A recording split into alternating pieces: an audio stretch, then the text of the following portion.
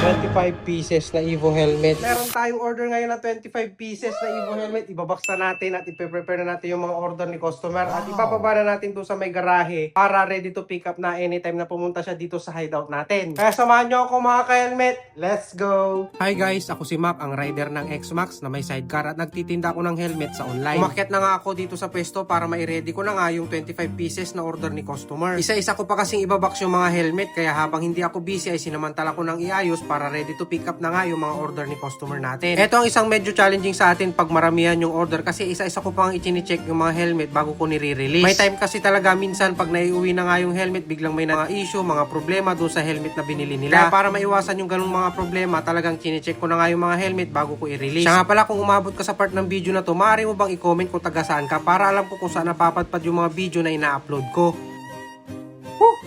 So, ayan mga ka-helmet. Ito na yung mga order ng customer natin. Yung iba nandun na sa baba. Ayan, ibababa na lang natin tong mga nandito sa taas. Tapos, PPM na natin si customer na naka-ready na yung mga orders niya para ready to pick up na kapag pumunta siya dito sa hideout natin.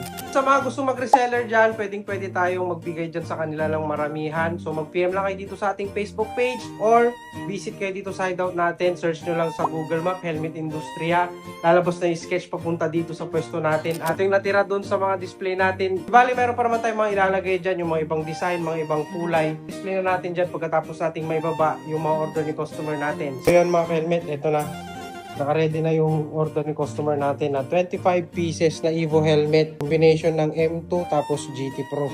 Grabe, ang hirap mag-akyat baba doon sa hagdan. So, yun. Kung gusto nyo mag-reseller, pwede mag-PM dito sa Facebook page natin, Helmet Industria main page. Or pasyal kayo dito sa hideout natin. Google Map nyo lang, Helmet Industria. Lalabas na yung sketch, papunta dito sa pwesto.